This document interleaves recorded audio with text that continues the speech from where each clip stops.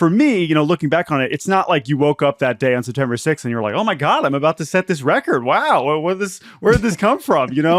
But at some point, like at what point did this become a thing? Because that's a long time to be building up to it. Obviously, going into that season in 95, it was very much in people's minds. But how many games did you have to play in a row before people actually really did take notice? Well, it's kind of interesting. I can give you a sort of a timeline. I got to the big leagues, just before my 21st birthday. I turned 21 later that month. I got called up. I played every day in my rookie year.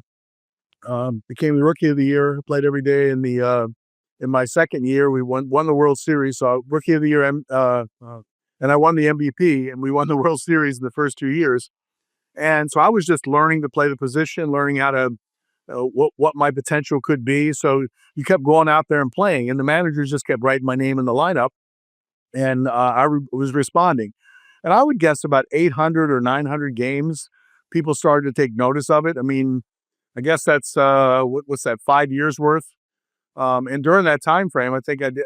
During that 5-year period, I played in every inning of every game. Yeah, and but never gave it a thought. Nobody ever thought about is this thing good? Is this thing bad? Is it harmful to them?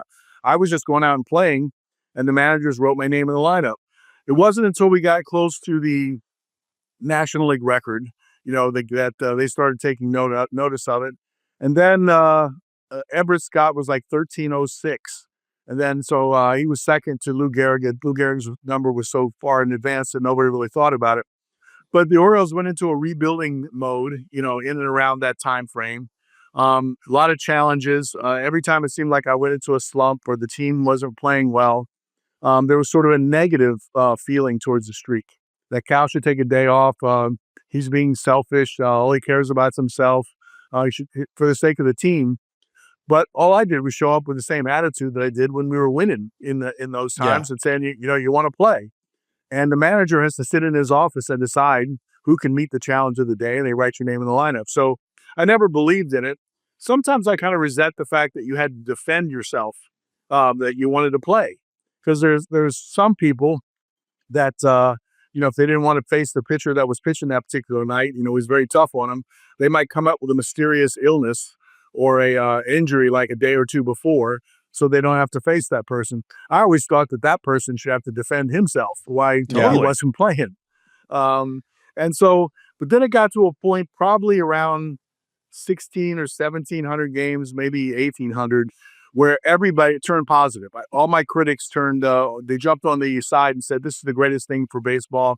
Cal's got to break this record. There was collective bargaining issues and labor issues around that time.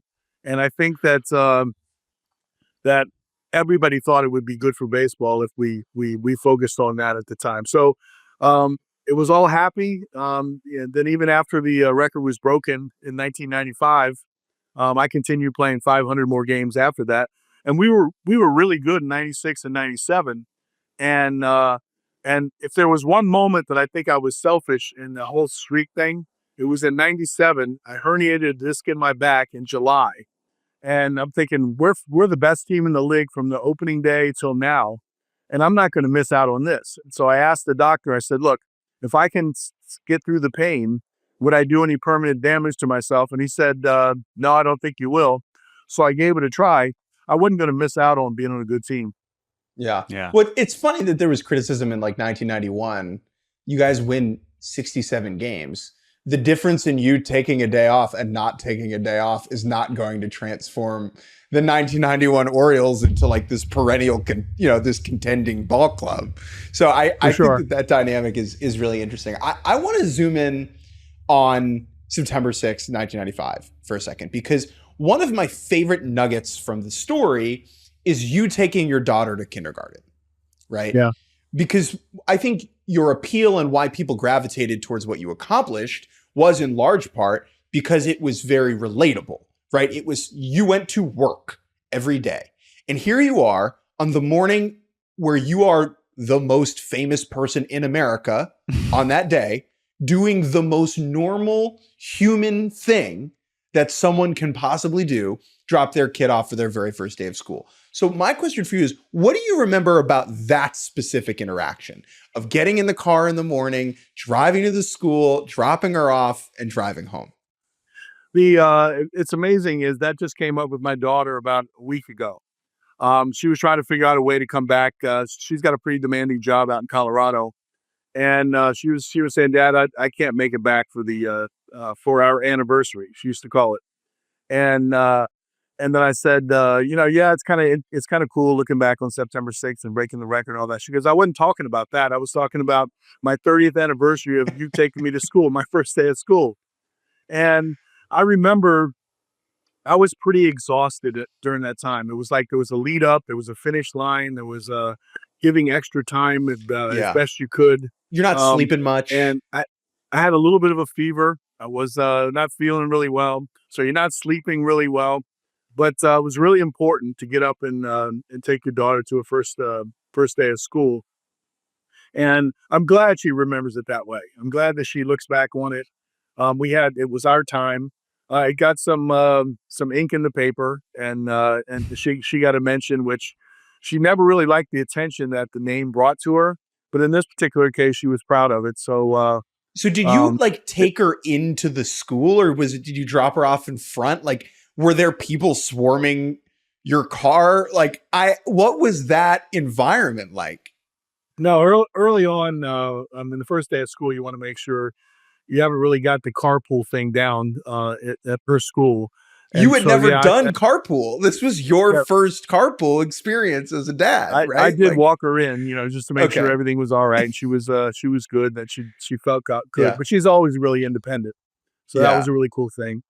And I do remember there were some times when she asked me during carpool whether I could pick her up down there a little bit or up there, because I was getting attention in carpool line. But, can you imagine your daughter's for the most part being your daughter's kindergarten teacher, and you walk in on September 6th night, you're like, oh, this girl Rachel is on the list, and she could be a good, and you just walk into the room. It's mind blowing.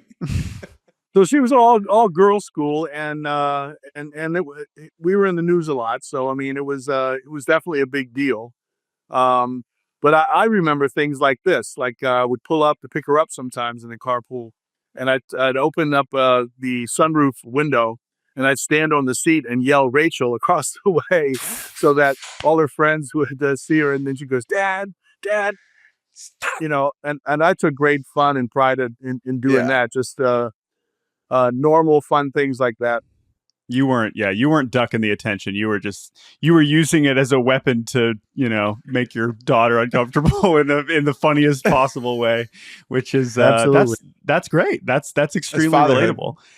So again, there's so many elements of that day that we could dig into. The one element we wanted to get into is the lap. And the thing about that we wanted to ask about is because, as you mentioned, there's so much attention leading up to that day and the stuff before the game and the actual game and all these things, that when this game stops and you take a lap around the stadium, which I know was not your idea, but you were kind of pushed into doing, that sense of literally pushed into doing that sense of those actual face-to-face interactions in a stadium and in a city that has meant so much to you. Are those vivid memories? Were you seeing people that you had known and seen in the crowd for years? How much did that kind of shrink the experience that had obviously become this nationwide phenomenon? Yeah, there's two things. Catching the last out of the World Series is the greatest moment I ever had on the baseball field. It's part of your dream as a kid. It feels great. It's you've achieved the ultimate. The best human moment on the baseball field was that moment in 21-31, and specifically the lap around the stadium. I remember I was embarrassed by the curtain calls, and they were clapping for 20-some straight minutes. And I kept saying, thank you, thank you. And in my heart, I was thinking, okay, it's like a rain delay now, where the pitchers need to stay warm. We need to stay ready to play. We got 4 more innings we got to play. And then I'll celebrate however you want. So my attitude was kind of that. Thank you, thank you. Let's get the game going on. And Rafael Palmeiro came up with the idea, you're going to have to take a lap around this ballpark before we get the game started again. I go, that's a dumb idea. I'm not doing that. And then it happened once or twice, and then Bobby Bo and he got some reinforcements. Bo and him pushed me down the line, and then I thought, okay, I shook Al Bunbury's hand. I went down, and I first was thinking, well, maybe we'll just run around fast and get this over with. But then once you started looking into everyone's eyes, there were people I knew by name. There were people I knew by face. They had been there all along. It was such a good experience. I started shaking hands. Somebody reached over the right field fence, and they tried to reach down and touch my hand, and they fell all the way to the bottom. And I thought they fell all the way to the bottom, but the bottom was just 3/4 of the way up to the fence. So they just popped up real quick, which surprised me. But by the time I got to that point, I could care less if the game ever started again. Yeah. You know, it was that sort of an experience. And he came around, especially meaningful talking to the California Angels. And one in particular was Rod Carew. When I finally watched the video of myself doing that, I saw the interaction with Rod Carew, and I was thinking, man, that was really cool, but I don't remember what was said, you know, at that point. But I do remember leaving him and saying that was really cool. And then he got a chance to show my kids the T-shirt that I wore underneath my uniform. It said 2,131 hugs and kisses for Daddy. And so at that point, the game, you know, became secondary, and it was just one of those great personal human moments, because the celebration that was so big went down to a very personal level, almost one to one.